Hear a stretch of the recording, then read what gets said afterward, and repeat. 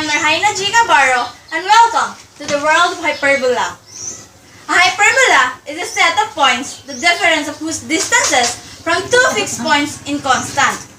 The two fixed points is called the foci. The points of intersection of the hyperbola with the transverse axis is called the vertices.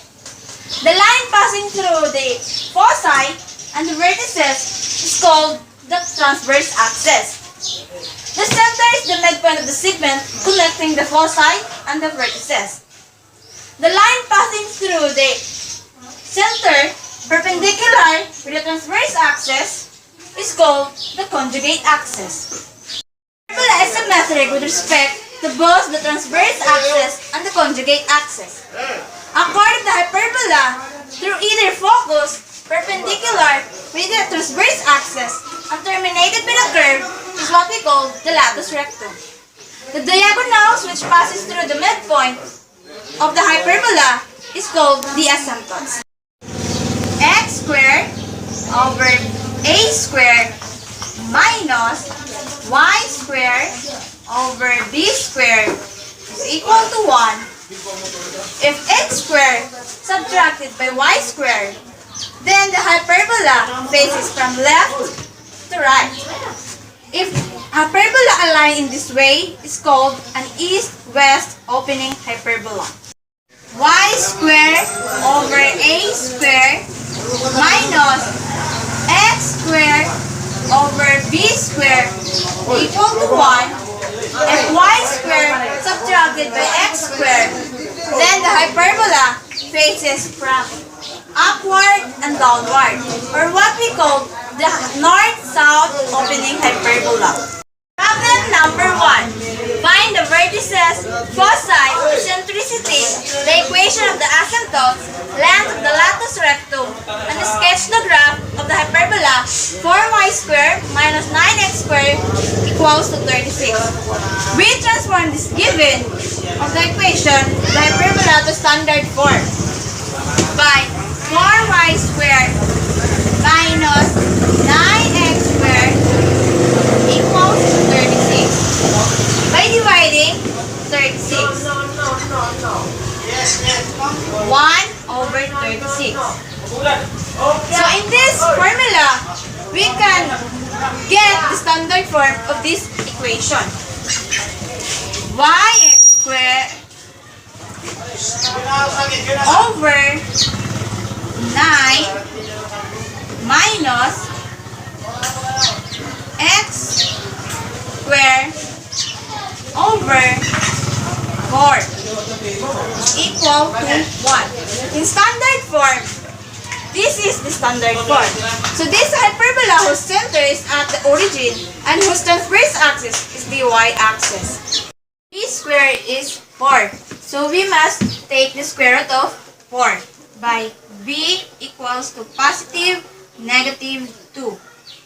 So in this way, we can allocate the vertices and the end point of the conjugate axis. Our vertices is b1,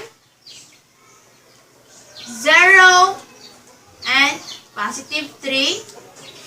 Our vertices 2 is 0 and negative 3.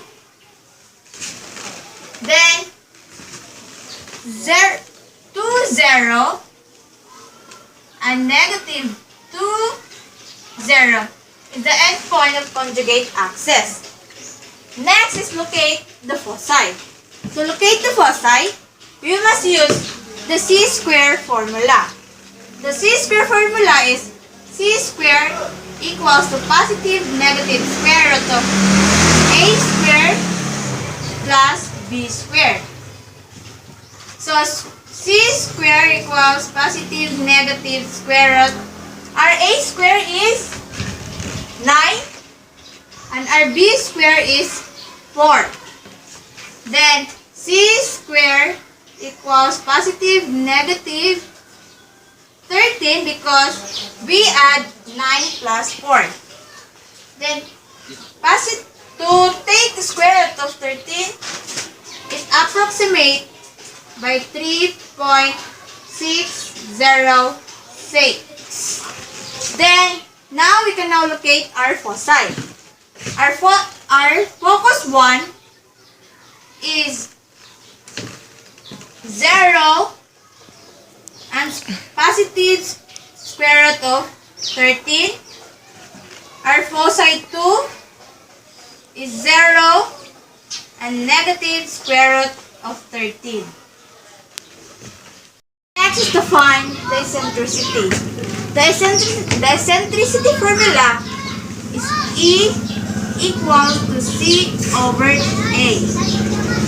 So, our C, or the focus, the foci, is square root of 13. Then RA is 3.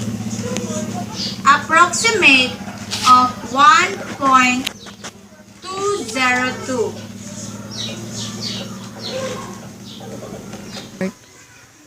Now we have an eccentricity. Next is the equation of the asymptotes. The formula of equations of the asymptotes is y is equal to positive negative b over ax. So,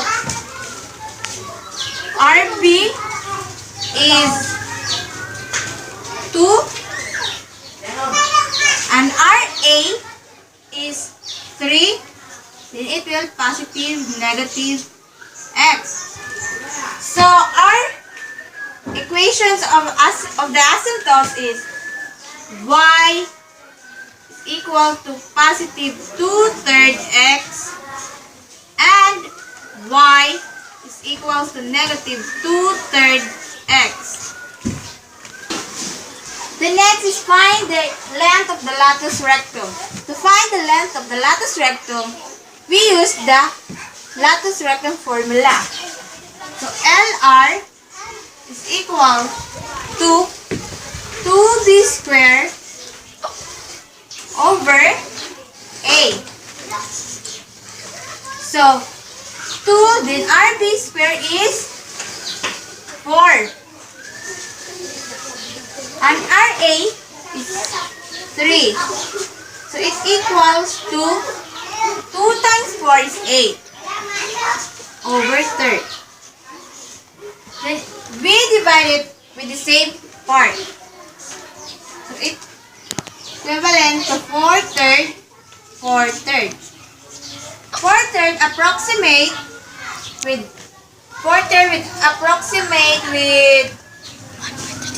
1.33.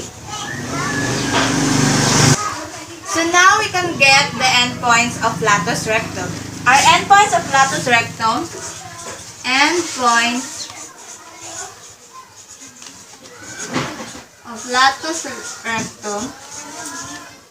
is square root of 13 and 4 over 3rd. Square root of 13, negative 4/3, square root of negative 13, and positive 4/3, and negative square root of 13, and negative 4/3. Now we can now sketch the graph of the equation y squared over 9 minus x squared over 4 equals 1. So this is the Cartesian plane. So now, our vertices, or vertex 1 is 0 and 3. So 0 and 3. Vertex 1, 0 and positive 3. Then next is the vertex 2, which is 0 and negative 3. Vertex 2, 0 and negative 2.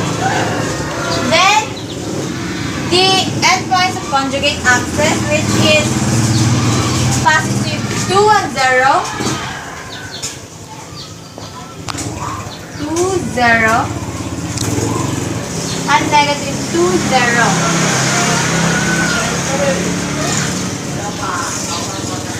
And our center is 0, 0. Then, we drew a rectangle.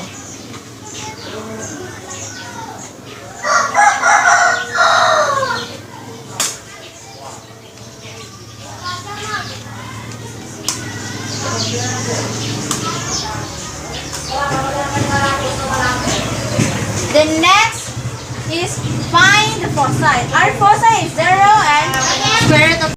So another is negative square root of 13 and 4 over 3rd. Then square root of negative 13 and 4 over 3rd. So now we can now sketch our hyperbola.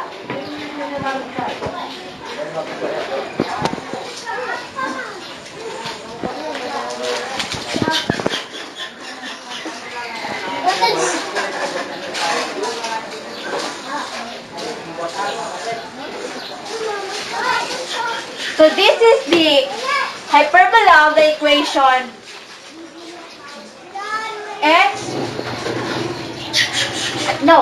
y squared over 9 minus x squared over 4 equals to 1.